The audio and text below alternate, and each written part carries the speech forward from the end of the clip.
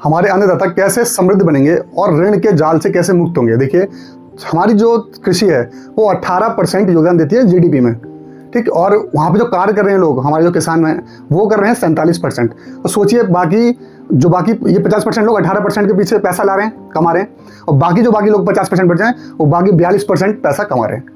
तो ये अंतर है दोनों में। तो मैन्युफैक्चरिंग सेक्टर और सर्विस सेक्टर हमेशा आगे बढ़ेगा, जो इस सेक्टर में आएगा हमेशा आगे बढ़ेगा, और जो यहाँ रहेगा उसके पीछे आने के चांस। और इसमें भी छोटे किसान हैं, जो सीमांत किसान हैं, उनके पास बहुत कम हेक्टेयर खेती है, 2 हेक्टेयर से कम खेती है।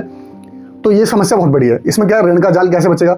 अगर इन किसानों की खेती को अगर डिजिटलाइजेशन कर दिया, मतलब एक तरीके से आप उसको डिजिटल कर दिया, इनकी खेती कहाँ पे है, कैसे कब्जे से एक तो मुक्ति मिल जाएगी, जो अफसरशाही है उससे मुक्ति मिल जाएगी, जितने भी कानून विभाग में इन सब फसलों से मुक्ति मिल जाएगी। बैंक को इनकी लोन की वो देखनी है, पर्ची कितनी इन पे जमीन है, उससे वो उनको लोन दे सकती है। साहूकार से बचेंगे, जो 50-50, 60-60% साल का ब्याज लेते हैं, महीने का 5-5% लेते हैं, उनसे बचेंगे। उसका इनको अपनी खेती का रिकॉर्ड रहेगा, सरकार के पास भी रहेगा रिकॉर्ड, कोई कब्जा नहीं होगा, उससे बचे रहेंगे।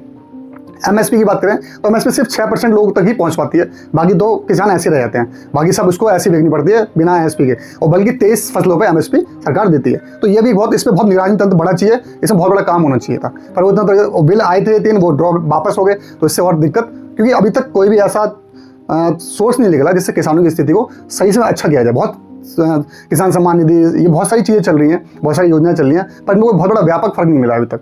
तो देखिए, किसान ऐसा वर्ग है जिसको कुछ भी ऐसा भविष्य में नहीं मिलता है सुनिश्चित कि उसके पास मिल ही जाएगा। जैसे कि कोई आर्मी में, पुलिस में है, सरकारी नौकरी में, तो उसके ऑन ड्यूटी कुछ डेथ हो जाए, कुछ बात हो जाए, तो उसके परिवार को ड्यूटी मिल जाती है, उससे पैसा मिल जाता है बहुत सारा।